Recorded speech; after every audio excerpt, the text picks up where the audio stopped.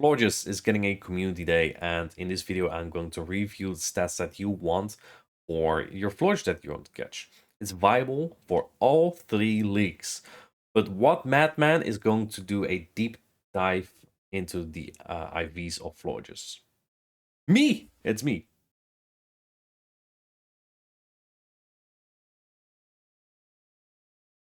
This is not an easy one, though.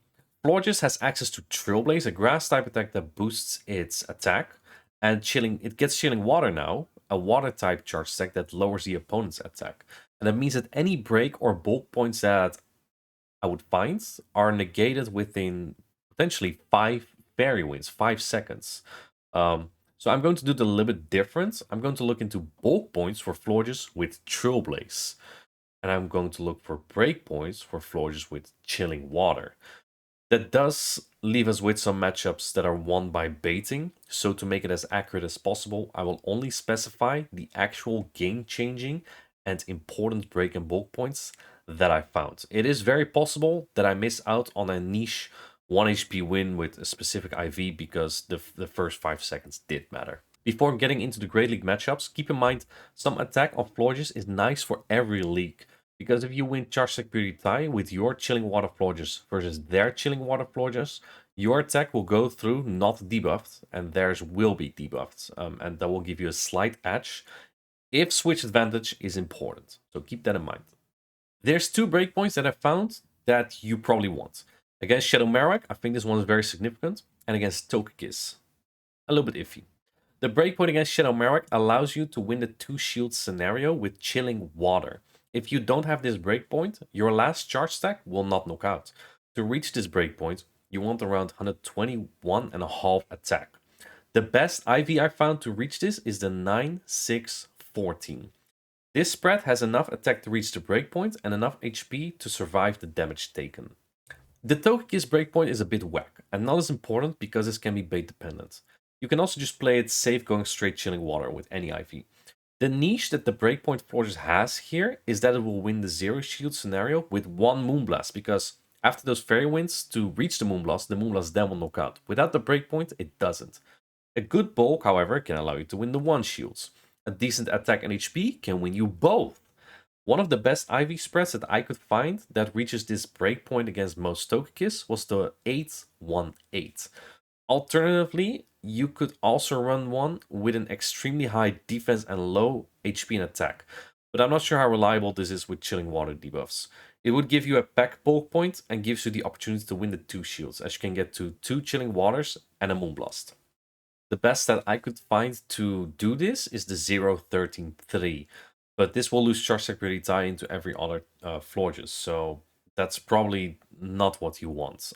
Further than that, I couldn't really find any game-changing bulk points. I couldn't really find a lot for Ultra League. A higher rank will straight up lose you the mirror, but luckily the Zero Shield's not that bad, as the opposing Florges would likely win with about 5 to 8 HP remaining.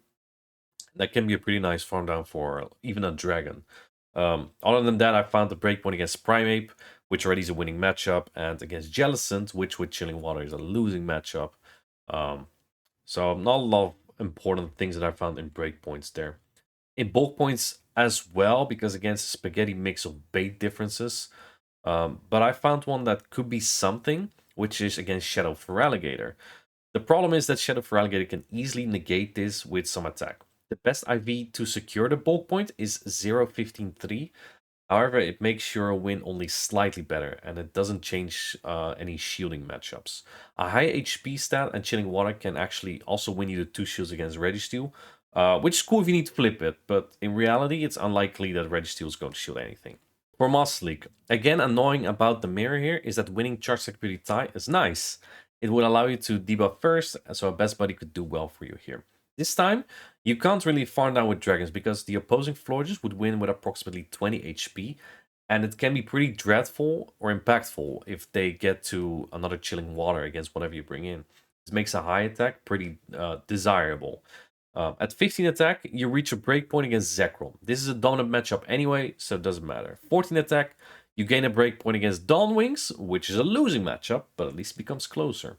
And truthfully, that's as far as I would go. For Community Day Pokemon, I don't think you should go even lower than 15 because of that charge security tie. It would be very nice, and especially if you can get to another Chilling Water against whatever comes back in. 15 defense is also pretty wicked. A Best Buddy Florges can reach a bulk point against Origin Dialga. Unfortunately, Florges will still lose the matchup, but this bulk point means that Origin Dialga cannot Dragon Breath down after 3 Iron Heads, so it has to throw it forward to win that matchup. At 15 defense, you gain a bulk point against Yveltal, which is already dominant. 14 defense, you gain a bulk point against Tapu Bulu. It doesn't change anything. And that's all I found, really. Florges doesn't exactly need a high defense, but I would argue that having the Origin Dialga bulk point is really nice. So before implying that I 100% recommend a Hundo, HP doesn't make as much of a difference. So that's the one you can miss out on. I would definitely, if possible, would go for 15 attack, 15 defense, Best Buddy on it. Again, it's very possible I may have missed one or two few matchups, or the first 5 seconds could be very important before Trailblaze or Chilling Water.